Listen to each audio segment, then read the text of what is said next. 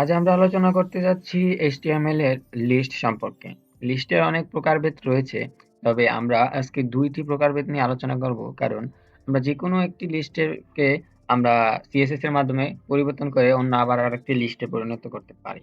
তো সেক্ষেত্রে আর আমি সবগুলো নিয়ে আলোচনা করছি না। জাস্ট ইম্পোর্টেন্ট ২ টা লিস্ট নিয়ে আলোচনা করব। তো চলুন শুরু করা যাক।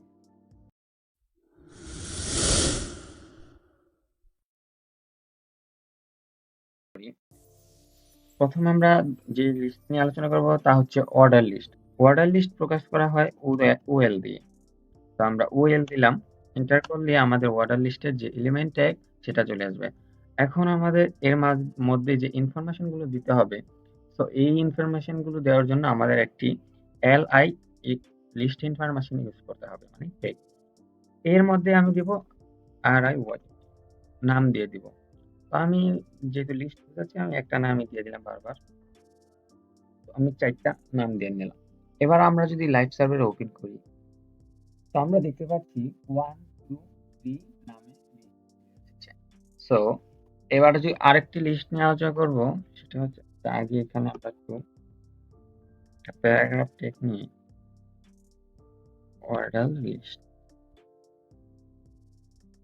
তারপর আবার আমরা এখন যেই লিস্টটি নিয়ে আলোচনা করব তা হচ্ছে আনঅর্ডার লিস্ট।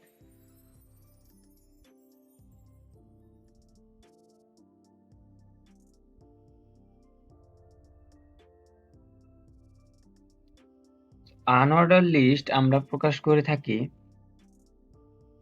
UL দিয়ে। UL দিয়ে এন্টার করলে আমাদের আনঅর্ডার লিস্ট চলে আসবে। এবার আমরা li দিয়েই এখানে যত লিস্টের ইনফরমেশন আছে সব li দিয়েই প্রকাশ করা হয়। তো আমরা জাস্ট এন্টার করে দিব। li চলে আসলো। এখানে আমরা নাম দিচ্ছি। তারপরে আমরা বুঝতে পারবো যে এটার পার্থক্য। তো সেম একইভাবে আমি কন্ট্রোল সি কপি করে আমি ৪ টা নিলাম। তো এবার আমরা আমাদের রেজাল্টটা দেখি। তো দেখতে পাচ্ছি অর্ডার লিস্ট 1, 2, 3 সিরিয়াল ওয়াইজ মানে নাম্বার দিয়ে। আনঅর্ডার লিস্ট একই ধরনের ডট মানে এটাকে বুলেট বলা হয়। আর এটাকে অর্ডার লিস্ট আর আনঅর্ডার লিস্টের মধ্যে পার্থক্য। আশা করি এর ধারণাটা ক্লিয়ার হয়েছে। এই অর্ডার লিস্ট আনঅর্ডার লিস্টের অনেক কাজ রয়েছে। জাস্ট আমরা আজকে এটা কিভাবে তৈরি করে এই লিস্টটার ব্যবহারটা দেখলাম। সো এখানে দেওয়া আছে অর্ডার লিস্ট। অর্ডার লিস্টে আমরা OL দিয়ে প্রকাশ করি, LI দিয়ে আমরা এই ইনফরমেশন গুলো দেই। আনঅর্ডার লিস্টে আমরা UL দিয়ে প্রকাশ করি, এখানেও আমরা LI দিয়ে আমরা ইনফরমেশন গুলো দেই। তো সেই ক্ষেত্রে লিস্ট আমরা যে ২ ধরনের শিখলাম এটা ইম্পোর্টেন্ট। লিস্ট কোথায়, কোথায় কাজ করা হয় লিস্ট দ্বারা একটা উদাহরণ দিয়ে দেখাই।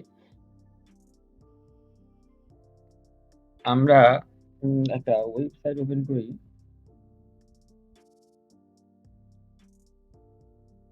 আ ধরেন W3 স্কুল। তো আমরা W3 স্কুল ওয়েবসাইটটি ওপেন করলে আমরা দেখতে পারবো যে এইখানে আমরা যেই আ মেনু বারগুলো দেখতে পাচ্ছি, এইখানে ইউজ হয়েছে লিস্ট। এখানে লিস্ট ইউজ করা হয়েছে। এইখানেও লিস্ট ইউজ করা হয়েছে। তো এটা কিভাবে কাস্টমাইজ করে এখানে ইউজ করছে, আমরা যখন CSS করব, প্রজেক্ট করব তখন বুঝতে পারবো।